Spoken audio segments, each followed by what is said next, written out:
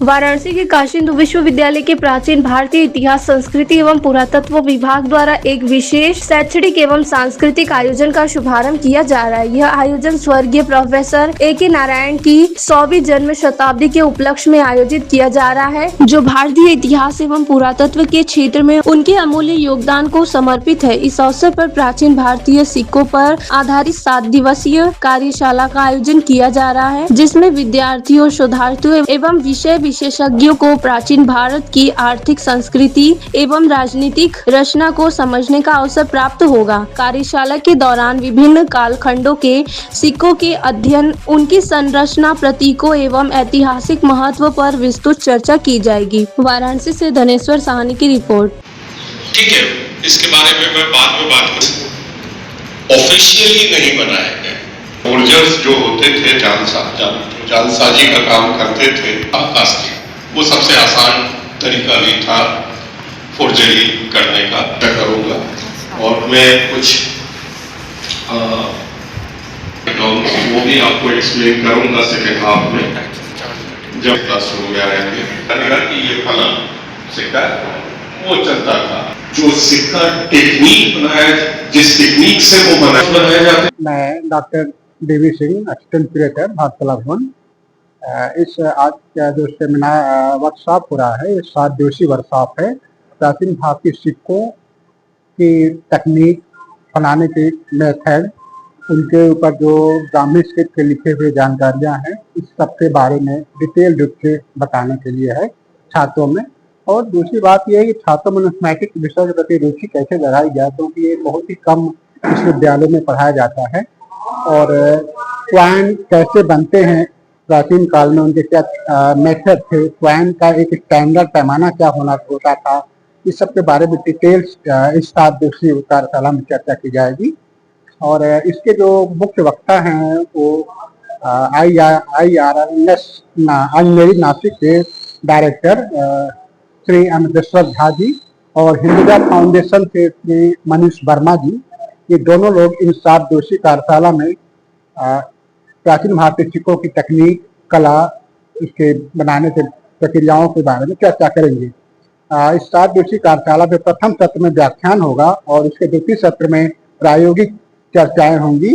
जब हम क्वाइन की बात करते हैं तो हम लोग किताबों में पढ़ते थे, तो किताबों से अगर हम प्रायोगिक तौर पर अगर स्पर्श ज्ञान करके क्वाइन को देखेंगे, समझेंगे, तो कहीं ज्यादा हम उससे बेहतर किताबी ज्ञान से प्रैक्टिकल रूप में समझ पाएंगे। क्योंकि अभी तक हम लोग देखते हैं विश्वविद्यालयों में बहुत सारे छात्र जो पढ़ते हैं कि नुस्मैटिक के, वो केवल किताबों से ही पढ़ते हैं, उनको प्रैक्टिकल नॉलेज नहीं हो पाता है। तो ये कार्यशाला इस रूप में बहुत उपयोगी साबित होगी। मुझे विश्वास है इस कार्यशाला में लोग क्वाइन हाथ में स्पर्श करके देख कर समझ सकते हैं कि प्राचीन काल में क्वाइन कैसे हुआ करते थे और कितने पॉपुलर थे, उसमें रेयर ऑफ रेयरेस्ट क्वाइन किन किन कालों में बने, चांदी के क्वाइन किस पर्पज से बनते थे, कॉपर क्वाइन किस उद्देश्य से बने, और कुषाण पीरियड में जो गोल्ड क्वाइन बना या गुप्ता पीरियड में जो गोल्ड क्वाइन बना, उनकी उद्देश्य क्या थे, ये सारे बातों के बारे में डिटेल चर्चा इस कार्यशाला में होगी।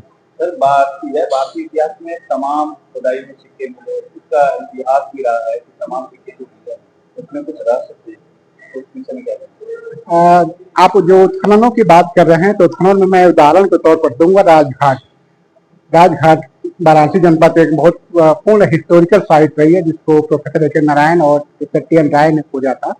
और ये काशी के हॉरिजॉन्टल एक्सकवेशन वाली साइट रही है और डिटेल रूप से खोदी गई थी। यहाँ से हमको बहुत सारे गुप्ता पीरियड के गोल्ड कॉइन्स मिले हैं, और उससे जिसमें गुप्ता पीरियड चंद्रगुप्त सेकंड का है और 2-3 और क्वाइन मिले हैं। स्कंदगुप्त का भी गोल्ड क्वाइन है, राजघाट से रिपोर्टेड है।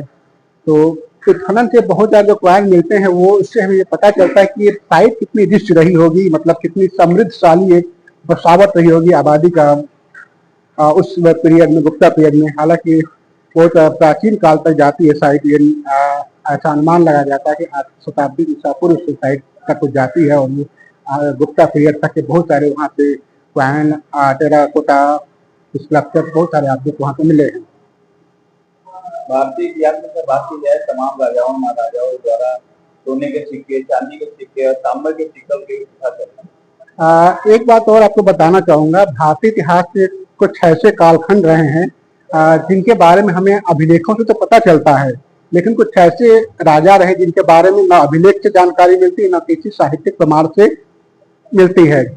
जैसे भारतीय यमन इंडो ग्रीक क्वाइन की अगर हम बात करते हैं तो इंडो ग्रीक क्वाइन में 29 किंग 29 राजा ऐसे हैं जिनको बारे में केवल सिक्कों से जानकारी प्राप्त होती है। यदि वो सिक्के हमको न मिलते तो संभवतः प्राचीन भारतीय इतिहास में 29 भारतीय यवन राजाओं का इतिहास हमें नहीं पता चलता।